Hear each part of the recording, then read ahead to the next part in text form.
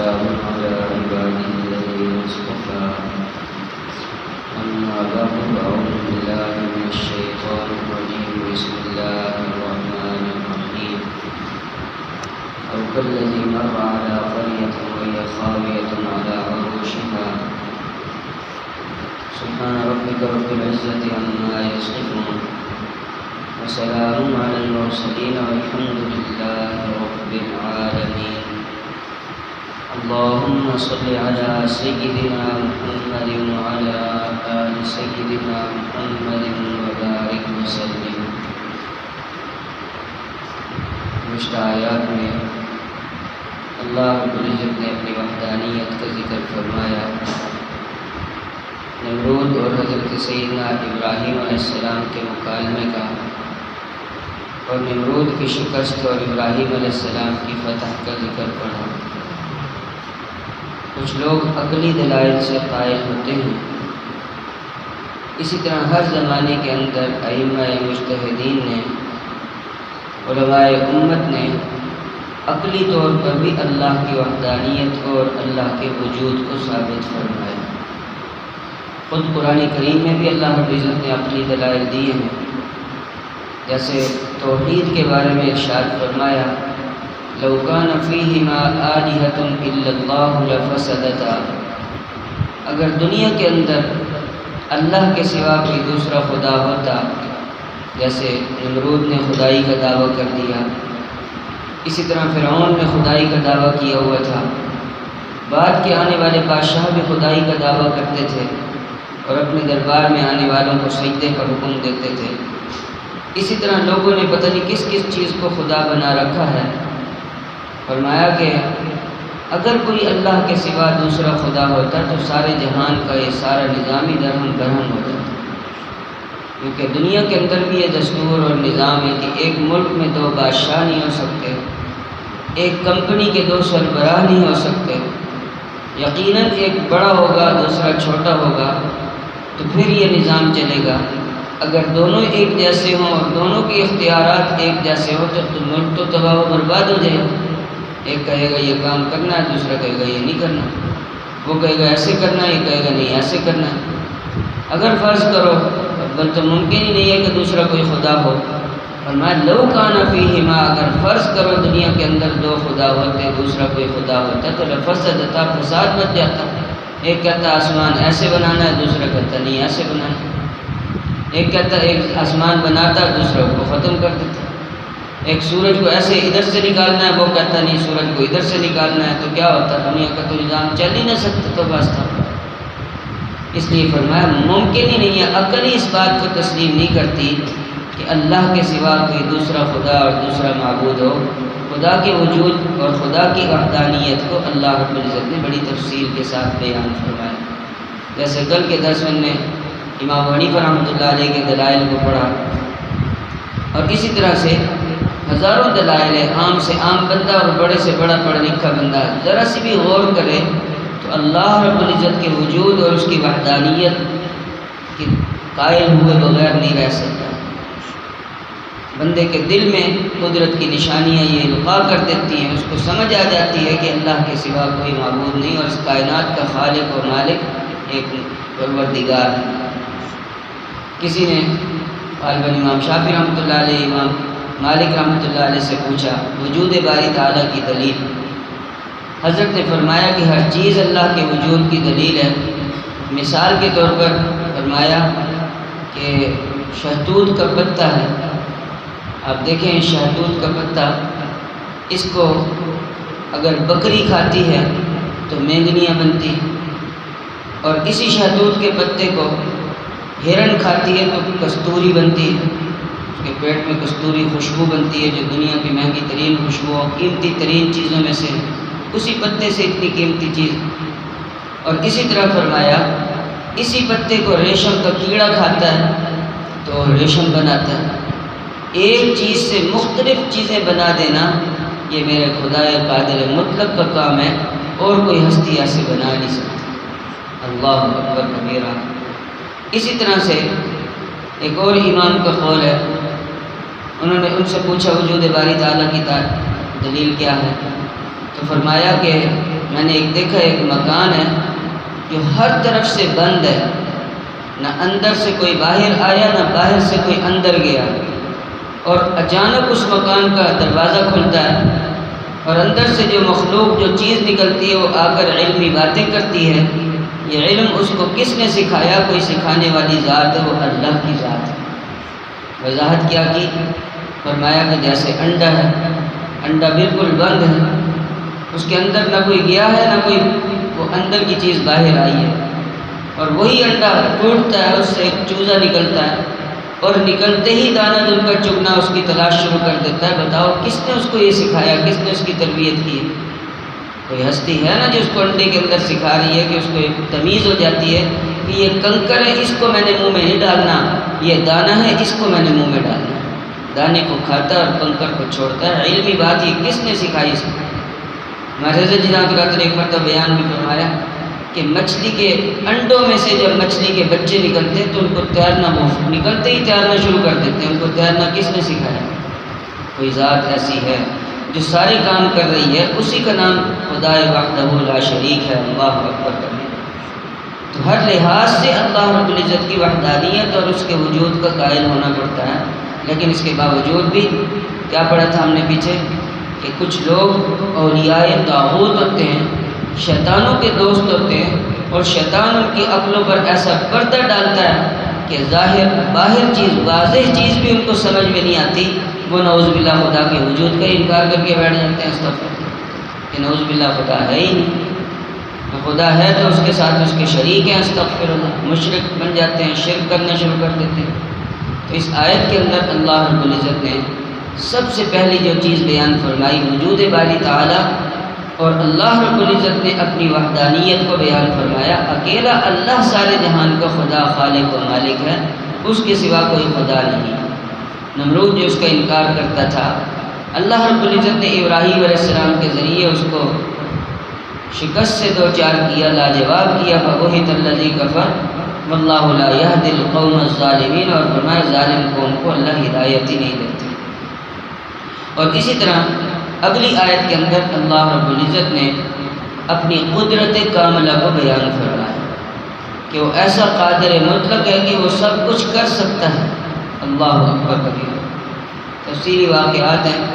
حضرت سیدنا عزیر علیہ السلام کا یہ واقعہ ہے کہ حضرت سیدنا عزیر علیہ السلام ایک سفر پر تشریف لے جا رہے تھے۔ مختصراً عرض کر رہا ہوں، جیسے ترجمہ عرض کر دیتا ہوں، پھر اس کی تفصیل انشاءاللہ کل پڑھ لیں گے۔ فرمایا او کالذی مر علی قریۃ وہی خاویۃ علی عروشها، کیا اس بندے کو نہیں دیکھا؟ حضرت سیدنا عزیر علیہ السلام ایک قریہ، ایک بستی کے پاس سے گزرے، وہ بالکل تباہ و برباد ہوئی پڑی تھی، جیسے زلزلہ آتا ہے بستی بالکل خاک میں مل جاتی ہے، وجود ہی ختم ہو جاتا ہے، یا چھتوں کے بل گری ہوئی ہوتی ہیں، سارے مکانات اور عمارتیں سب ختم ہو جاتا ہے۔ فرمایا کہ خاویۃ علی عروشها، چھتوں کے بل گری ہوئی تھی، چھتیں زمین پر زمین بوس ہوئی ہوئی تھی، جیسے کوئی زلزلہ آیا، ایسے تباہ و برباد ہوئی پڑی تھی بستی۔ تو حضرت سیدنا عزیر علیہ السلام کے دل میں خیال آیا، انا یحیی ھذہ اللہ بعد موتها، اس ویران اور اجڑی ہوئی بستی کو اللہ کیسے آباد کرے؟ یہ اجڑا ہوا شہر بھی آباد ہو سکتا ہے؟ سارا شہر ہی برباد ہو گیا، ایک مکان بھی صحیح سالم نہیں ہے، ایک مارکیٹ، ایک دکان بھی، ایک بازار نہیں ہے، یہاں کوئی انسان نہیں بستا ہے، ایسے بالکل اللہ اکبر کا اجڑا دیار بنا ہوا ہے، یہاں کیسے آبادی ہوگی؟ یہاں دوبارہ آباد ہو گئی ہے؟ اللہ اکبر کبیرہ۔ اللہ رب العزت نے اپنی قدرت دکھانے کے لیے فَأَمَاتَهُ اللَّهُ مِئَةَ عَامٍ، اللہ نے 100 سال کے لیے ان کو سلا دیا، ان پر موت طاری کر دی۔ جس بستی سے جا رہے تھے تھوڑا سا آگے نکلے، ایک درخت تھا، اس درخت کے ساتھ اپنے گدھے کو جس سواری پر سوار تھے اس کو باندھا، اور گھر سے سامان بھی لے کر چلے تھے، کھانا اور پینا، پانی کے لیے پینے کے لیے ٹھنڈا پانی اور کھانا گرم اپنے ساتھ لے کر چلے تھے، وہ بھی وہیں ساتھ رکھ دیا، اور خود میں تھک گیا ہوں، تھوڑی دیر آرام کرتا ہوں، وہ آرام کے لیے لیٹ گئے۔ جیسے ہی سوئے تو اللہ نے روح کو قبض کر لیا۔ اللہ اکبر کبیرہ۔ 100 عام 100 سال سوئے رہے، کتنی سردیاں آئی ہوں گی اور کتنی گرمی آئی ہوں گی، کتنی آندھی طوفان ہوں گے، کیا کچھ ہوا ہوگا 100 سال میں، تو کیا سے کیا ہو جاتا ہے۔ اللہ اکبر کبیرہ۔ اور وہی کچھ ہوا، کہ وہ جو شہر ویران تھا، آباد بے آباد اور بنجر بنا ہوا تھا، اللہ رب العزت نے وہاں انسانوں کو دوبارہ سے آباد فرما دی۔ لوگ آگے میں کا دیکھا جہاں سامان ہے دوبارہ عمارت بنا دیتے ہیں، عمارتیں بننی شروع ہوئی، سارا شہر آباد ہو گیا۔ ثم بعث، 100 سال کے بعد اللہ نے عزیر علیہ السلام کو دوبارہ زندگی عطا فرما دی، اٹھ کر بیٹھ گئے۔ فرشتہ آیا، کم لبثت، کہنے پوچھنے لگا آپ کتنا عرصہ یہاں رہے ہوں گے؟ فرمایا لبثت یوما او بعض یوم، جب سوئے تھے تو دن کا ابتدائی حصہ تھا، جب اٹھے تھے تو دن کا آخری حصہ تھا۔ یہ سمجھے کہ ایک دن سویا ہوں گا، بلکہ پورا دن ہی میں نہیں سویا، صبح سویا تھا، ابھی تو شام بھی نہیں ہوئی۔ واہ سبحان اللہ، یہ اللہ کی قدرت ہے۔ ساری رات جیسے ہم سوتے ہیں اور صبح سمجھتے ہیں سوئے نہیں، پھر بھی ہماری نیند نہیں پوری ہوتی۔ 100 سال سونے کے بعد سیدنا عزیر علیہ السلام کیا فرما رہے ہیں؟ ایک دن یا بعض یوم، ایک دن پورا بھی نہیں سویا بلکہ دن کا بھی تھوڑا حصہ سویا ہوں، صبح سویا تھا، ابھی شام ہی نہیں ہوئی۔ اس نے کہا بل لبثت 100 عام، حضرت آپ تو یہاں 100 سال سو گئے ہیں۔ انظر کہ 100 سال سو گیا، 100 سال سونے کے بعد انسان کا کیا حال ہوتا ہے؟ حیران پریشان۔ تو فرمایا حیران ہونے کی ضرورت نہیں، اللہ نے آپ کو اپنی قدرت کی نشانی بنانا ہے۔ آپ کو ہی نہیں اللہ نے بچایا بلکہ آپ کے کھانے کی بھی حفاظت فرمائی۔ فانظر الی طعامک، اپنے کھانے کو دیکھیں، وہ بالکل ٹھیک ویسے گرم۔ 100 سال میں کوئی کھانا گرم رہتا ہے خراب نہ ہو، بالکل خراب نہیں ہوا، بالکل ٹھیک ٹھاک جیسے رکھا تھا ویسے کا ویسے ہی تھا۔ وشرابک لم یتغیر، اور پانی کو دیکھا تو ویسے ہی ٹھنڈا۔ سبحان اللہ، 100 سال پانی بوتل میں رکھا جا سکتا ہے؟ آج کے سائنسی دور میں بھی ایسی فریج ایجاد نہیں کی کہ 100 سال تک اس میں گوشت فریز کیا جا سکے۔ 100 سال اللہ نے اس کھانے کی حفاظت کی، اللہ اکبر کبیرہ، اور 100 سال اس پانی کی حفاظت کی، وہ ویسے ہی ٹھنڈا جیسے تھا ویسے کا ویسے رہا۔ اب کہا اور تو یقین ہو گیا میرا کھانا 100 سال میں کھانا گرم کا گرم رہی، یہ کیسے ہو سکتا؟ فرمایا وانظر الی حمارک، ذرا اپنے گدھے کی طرف دیکھیں۔ اس گدھے کی طرف دیکھا تو وہاں تو گدھے کا نام و نشان نہیں تھا۔ 100 سال کہاں گدھا زندہ رہتا، تو مر گیا تھا اور ختم ہو گیا تھا۔ وہاں ہڈیوں کے کچھ ڈھانچہ اور ہڈیوں کے کچھ اثرات اور باقیات رکھے ہوئے تھے، نظر آ رہے تھے۔ وَلِنَجْعَلَكَ آیَةً لِلنَّاسِ، فرمایا اللہ آپ کو اپنی قدرت کی نشانی، لوگوں کے لیے اپنی قدرت کی نشانی بنانا چاہتے ہیں۔ وَانظُرْ إِلَى الْعِظَامِ، آپ ان ہڈیوں کی طرف دیکھیں، كَيْفَ نُنشِزُهَا، کیسے ہم ان کو اٹھاتے ہیں۔ ہوا چلی اور 4 ہڈیاں کھڑی ہوئی، پھر اس کے اوپر 4 ہڈیاں اور لگی، تیز ہوا چلی، پنجر اٹھا اس کے اوپر فٹ ہو گیا، مٹی اڑی، آندھی چلی، مٹی اس کے جسم کے ساتھ چپکتی چلی گئی، پورا اس کا جسم بن گیا، اور اللہ رب العزت نے دوبارہ اس کے اندر روح ڈال دی اور اپنی آواز میں بولنا شروع کر دی۔ اللہ اکبر کبیرہ۔ کیف ننشزها ثم نکسوها لحما، پھر کیسے ہم اس کو گوشت پہناتے ہیں، اور گوشت پہنایا اور اس کے اندر جان ڈالی اور بولنے لگ گیا۔ فلما تبین له، واہ تقریباً تو 100 سال سو گیا تھا، اب کیا فائدہ آگے جانے کا، واپس چلتے ہیں۔ واپس چلے، اللہ کی شان فرمایا کہ وہاں جس شہر کو آباد اور بے آباد ویران دیکھا تھا، جس کی چھتیں ہی زمین کے ساتھ لگی ہوئی تھی، وہاں تو آبادی تھی، چہل پہل تھی، بازار تھے، لوگ تھے، خرید و فروخت ہو رہی تھی۔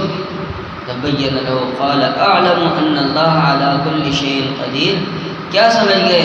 فرمایا مجھے خوب یقین آ گیا کہ بے شک اللہ ہر چیز پر قادر ہے۔ جو اللہ 100 سال سلانے کے بعد دوبارہ زندہ کرنے پر قادر ہے، وہ اجڑے ہوئے شہروں کو دوبارہ آباد کرنے پر بھی قادر ہے۔ یہ میرے خدا واحد وحدہ لا شریک کا کمال ہے، اور کوئی ہستی اور کوئی بندہ ایسا کام کر نہیں سکتا۔ مخلوق ایسا کام کیسے کر سکتی ہے؟ خالق کا کام تو خالق ہی کرنا ہوتا ہے۔ اللہ رب العزت نے اپنی قدرت کاملہ کو یہ دوسرا واقعہ بیان فرمایا کہ جو لوگ اللہ والے ہوتے ہیں، جیسے میں اولیاء اللہ اور اولیاء شیطان، جو اولیاء اللہ ہوتے ہیں اللہ رب العزت پہ ان کی اس طرح تربیت فرماتے ہیں کہ ذرہ برابر بھی ان کو اللہ کے بارے میں، اللہ کی قدرت کے بارے میں خیال دل میں آیا تو اللہ نے اس خیال کو بھی صاف فرما کر ان کے ایمان اور یقین کو کامل فرمایا۔ جب اللہ جس کا دوست بن جاتے ہیں، جیسے نے پیچھے پڑھا تھا اللہ ولی الذین آمنوا، اللہ جن لوگ ایمان والوں کے دوست ہیں، یخرجہم من الظلمات الی النور، ظلمات سے ان کو نور کی طرف لے کر آتے ہیں، رشد و ہدایت اور کامیابی ان کو عطا فرما دیتے ہیں۔ اللہ اکبر۔ ضلالت اور جہالت اور گمراہی کے اندھیروں میں ان کو بھٹکنے نہیں دیتے۔ اللہ رب العزت پھر ان کو ہدایت کا نور اور ہدایت کی سمجھ اور ہدایت کی روشنی عطا فرما دیتے ہیں۔ اللہم اجعلنا من، اللہ ہمیں اپنے دوستوں میں شامل فرمائے اور شیطان اور طاغوت کے دوستوں سے اور اس کی دوستی سے محفوظ فرمائے۔ آمین وآخر دعوانا الحمدللہ رب العالمین۔ سبحان ربی العلی الاعلی الوقار، اللہم صل علی سیدنا محمد وعلی آل سیدنا محمد وبارک وسلم۔ ربنا ظلمنا انفسنا وإن لم تغفر لنا وترحمنا لنكونن من الخاسرین۔ اے قریب پروردگار، واقع آج مسلم فقیر گناہگار خطاکار بندے اور بندے، اللہ ہمارے گناہوں کو معاف فرما، خطاؤں اور لغزشوں سے درگزر فرما۔ رب کریم ہمارے عیبوں کی پردہ پوشی فرما، ہماری نگاہوں کو پاک فرما، اللہ ہمارے دلوں کو صاف فرما۔ اپنی قدرت کاملہ، اپنے وجود باری، اپنے توحید کا اقرار اور یقین ہمیں نصیب فرما۔ کریم آقا، شکوک و شبہات سے، ہر قسم کے فتن و فساد سے ہماری حفاظت فرما۔ کریم آقا، ہماری دعاؤں کو قبول فرما، ہماری دینی دنیا مشکلات آسان فرما، اٹکے کاموں کا ہونا آسان فرما، الجھے کاموں کو اپنی رحمت سے سلجھا دیجیے۔ کریم آقا، ہماری دعاؤں کو قبول فرما۔ ربنا تقبل منا انك انت السميع العليم وارنا مناسكنا وتب علينا انك انت